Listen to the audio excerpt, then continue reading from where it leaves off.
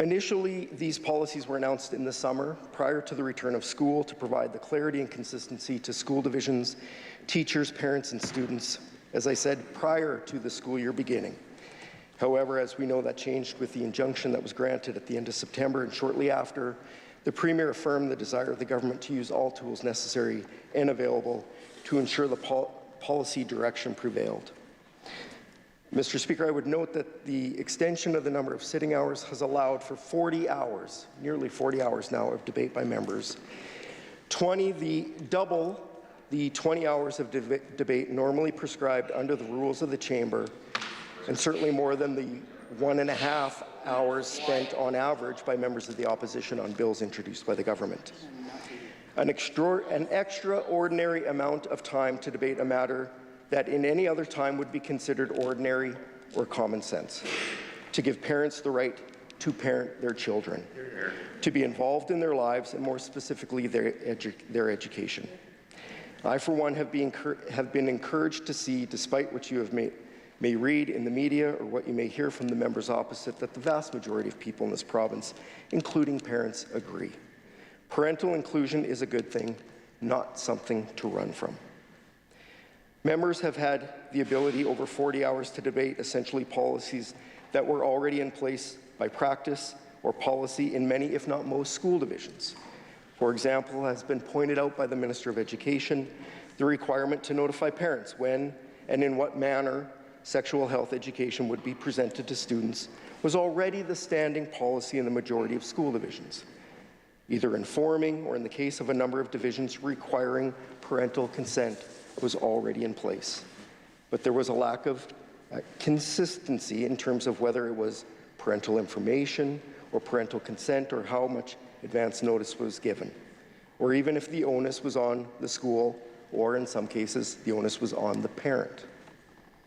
But again, some version existed in the majority of school divisions, and yet no one suggested that irreparable harm was being caused.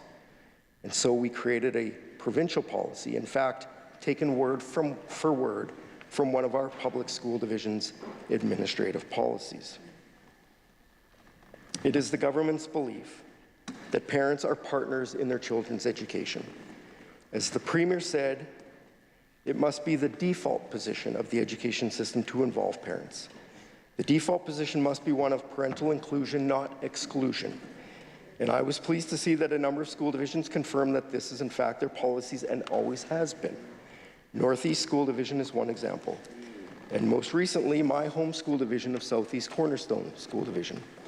In recent days, the Director of Education has had this to say, quote, "The majority of what seems to be included in the press release on this new legislation is either in the Education Act or is in policy as current practice." He went on to say, "I think the major difference appears to be the policy regarding pronouns and name changes for trans youth. We have always had a default position in this school division that parents should be involved regardless of age in these discussions." As I said, this has been the policy or practice for most divisions. With those opposing this bill, will they take the position, or would they take the position that these school divisions like Southeast Cornerstone have and continue to subject students to irreparable harm? The director continued by saying, "One of the first questions that asked by schools is, do your parents know? And if they don't, can we help you in having a conversation with them?" Keating clarified, "The only time we wouldn't have shared that information in the past is when there was a safety concern for the student." End quote.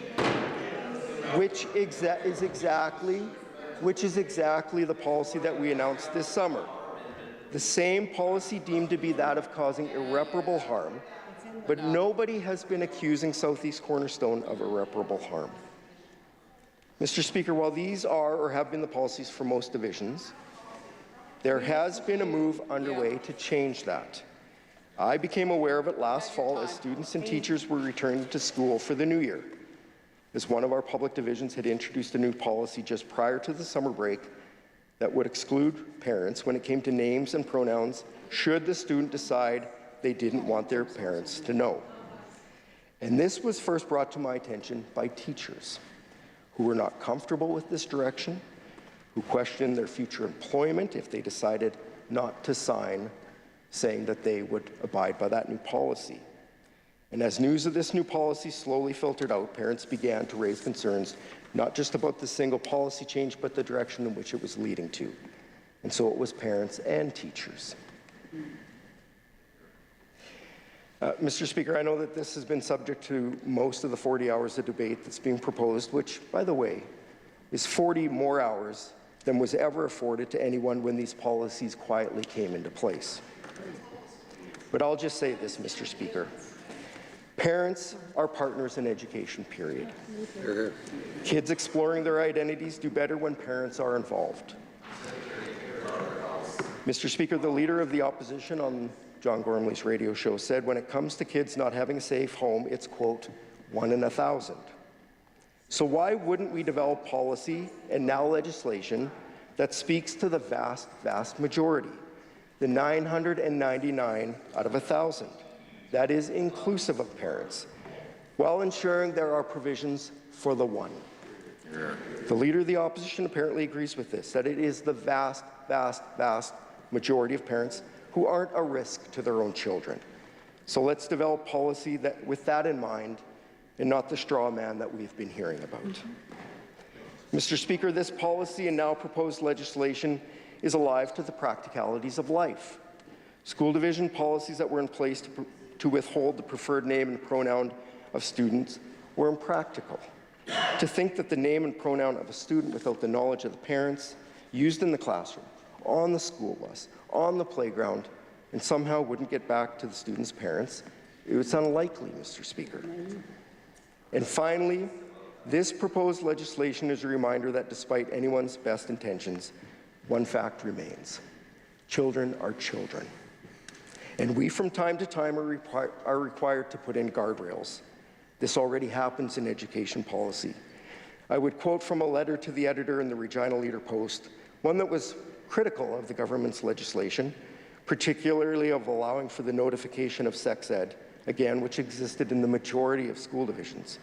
The author of that letter closes by saying, and I quote, "Teenagers are going to have sex, with or without education about contraception. Parts of their brains governing judgment and impulse control aren't fully developed," end quote. To which I would reply, exactly. Apparently, the author of that letter didn't realize that her criticism actually helps to make the government's point. We are dealing with children who may not have the ability to fully appreciate or accurately perceive how their parents may respond. The answer must not be, how do we keep them away? It must always be, in the words of Keith Keating, do your parents know? And if they don't, can we help you in having a conversation with them? How else can we expect a parent to be able to support their child if the policy is to keep them away, especially when a child is going through an issue that may be of a magnitude that most cannot imagine? Mr. Speaker, I will conclude with this.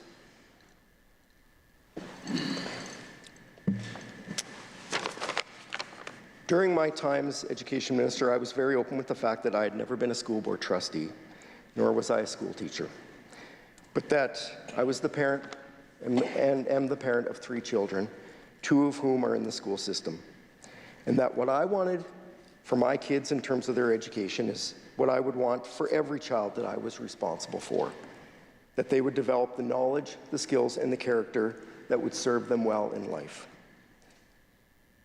When it comes to our 3 children, Amanda and I have a set of our own values and beliefs that we want to instill in them. And if you knew the entire list, I'm sure that there would be things that you'd agree with, and I'm sure that there would be some that you wouldn't, and that's fair. Raise your kids how you see fit, and we'll do likewise, if that's still allowed in today's world. But there is one thing that we hold tightly to that is not negotiable, that our 3 will know and understand, regardless of who tries to tell them otherwise, that we don't keep secrets. That is a lesson, and lesson is far too pedestrian of a term. That is a lesson in our family that has been hard fought and hard won. And so, as Minister of Education, I could not support something for your family,